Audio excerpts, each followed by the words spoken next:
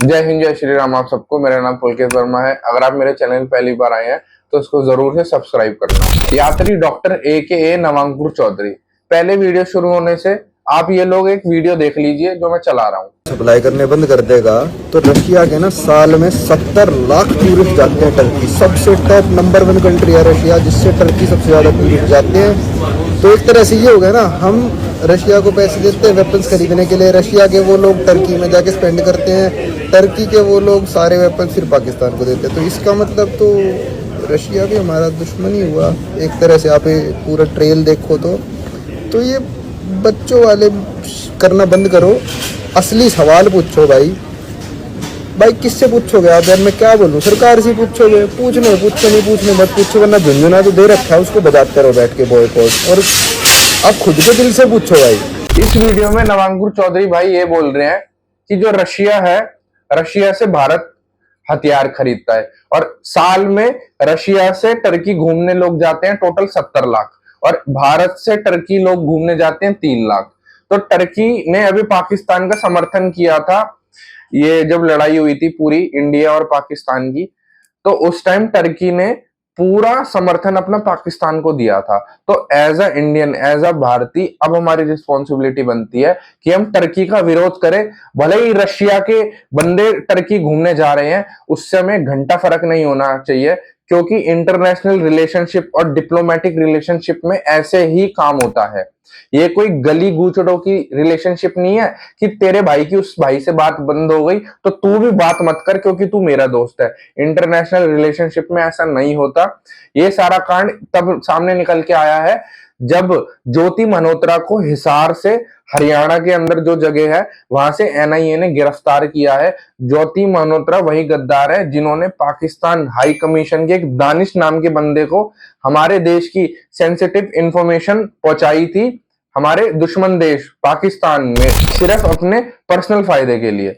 अब नवांकुर चौधरी को मैं भी बहुत मानता था, नवांकुर चौधरी को मैं भी सोचता था ये बढ़िया बंदा है, पर पर्सनल बेनिफिट के लिए इन्होंने पाकिस्तान विजिट किया, व्यूज के लिए। और अब जब भारत का साथ देना चाहिए तो ये बोल रहे हैं बॉयकॉट कर दो, बॉयकॉट का झुंझुना बजा लो।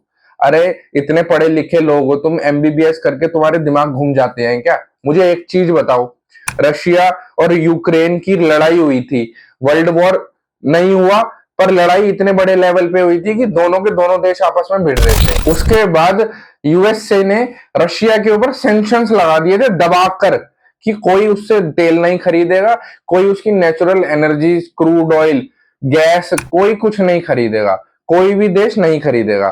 फिर भी इंडिया ने रशिया से डिस्काउंटेड प्राइस में तेल खरीदा और इंडिया में आके उसको प्रोसेस करके, जो कंट्री सैंक्शन की वजह से रशिया से तेल नहीं खरीद सकती थी, उस कंट्री को भारत ने रशिया से तेल खरीद के प्रोसेस करके डिस्काउंट में बेचा और हमने कमीशन खाया। ऐसे होते हैं डिप्लोमेटिक रिलेशनशिप।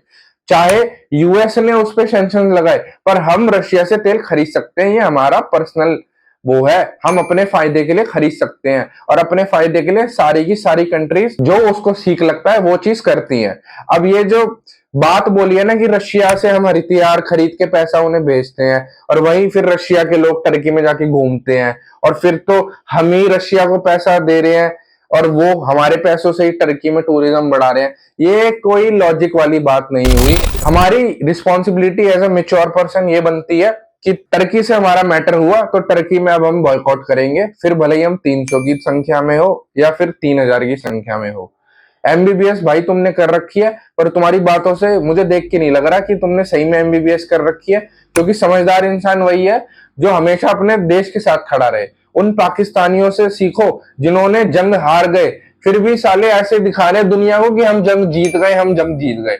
उनकी एयरबेस पे मिसाइलें छोड़ छोड़ के उनकी पतलूने उतार दी, फिर भी उनका जज्बा देखो, वो अपने देश के साथ खड़े हैं। और तुम लोग हमारे देश के साथ तो खड़े होने की दूर की बात है, अगर हमारे देश के लोग कोई इनिशिएटिव लेते हैं तो उसको बोलते हो कि झुंझुना बजा रहे हैं। तुम जैसे लोग ही हमारे देश के लिए कैंसर है आने वाले टाइम में। और ज्योति मल्होत्रा ने जो हमारे देश के साथ गद्दारी करी है ना, उसका अच्छे से हिसाब हमारी एनआईए को करना चाहिए, उसको पकड़ के बिठा के पूछना चाहिए।